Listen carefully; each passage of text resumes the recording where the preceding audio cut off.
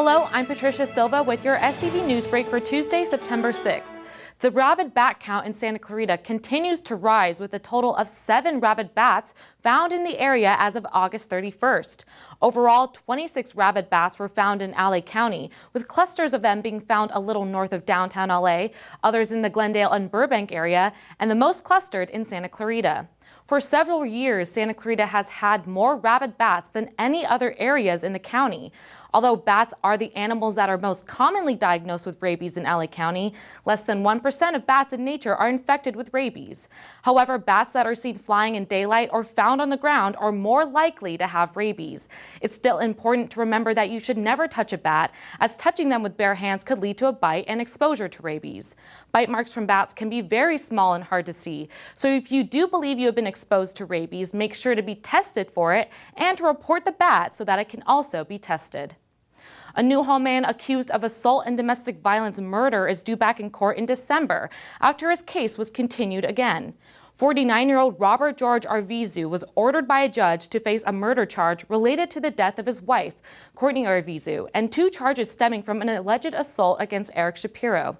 Courtney Arvizu was 25 years old when she was found dead in the Newhall home she shared with her husband after a deputy conducted a welfare check around 2:10 a.m. on May 24, 2015. Her death was believed to be caused by blunt force trauma. Courtney Arvizu married Robert Arvizu in March 2015, according to a Facebook post linked to her. Robert Arvizu reportedly faces up to 30 years to life in prison if he's convicted. He is also facing 2 charges of assault causing great bodily injury for an attack that allegedly took place the day before the murder. Arvizu is being held at the Men's Central Jail in lieu of $1.1 million bail. We are going to take a quick break, but when we come back, a new garden spreads up for Saugus High students. Plus, this program is helping more than just your library fines. Stay tuned. Hi, I'm Ben Affleck. The only thing better than playing a hero in the movies is being a hero in real life.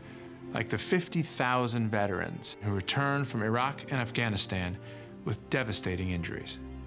They are true heroes, and they're why I'm proud to support Paralyzed Veterans of America. They make sure veterans with spinal cord injuries get the care and support they need at no cost to them. To learn more, visit pva.org. That's pva.org.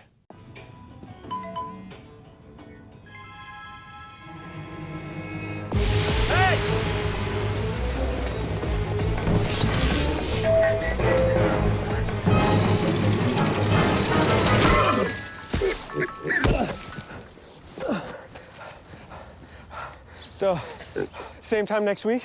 Well, of course.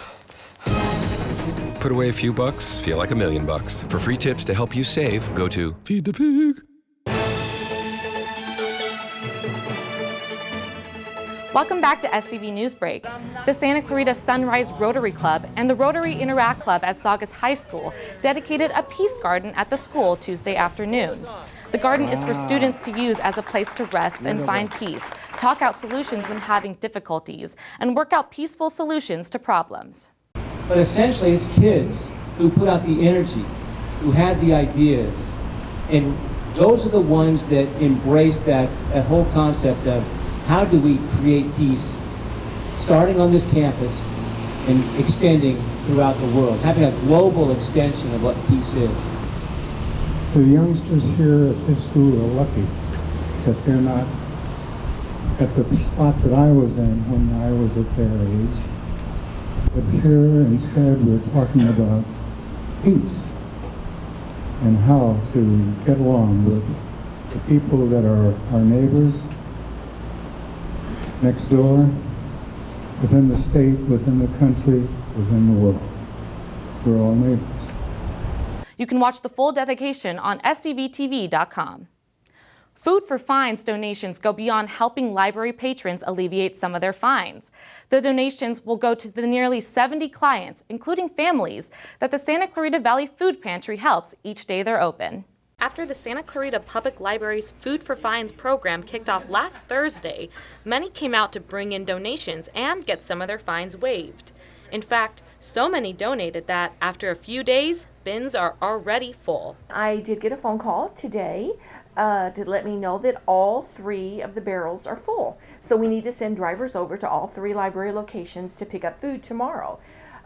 This just means more food that we're able to give our clients. The program is helping drive donations to the Santa Clarita Valley Food Pantry so that their clients, which includes families, do not go hungry. We usually distribute food to between 40 and 60 families a day here on Railroad Avenue, and then another 20 to 70 at 6 different locations for our senior outreach program. We go to 6 different locations in Santa Clarita and distribute food to low-income seniors. Most are very thankful, and I personally am very thankful that we're here to help them. You know, I've had grown men sit at my desk across in the chair you're sitting and cry because they say, I used to be a donor. The program continues on till September 30th, so there is still plenty of time to help keep someone's stomach and your wallet full. Head to scvfoodpantry.org to find a list of all the items they need to help keep Santa Claritans full. Every jar of peanut butter helps. That's all for your SCV News Break. For more local news, you can log on to hometownstation.com or scvnews.com. Thanks for watching. I'm Patricia Silva.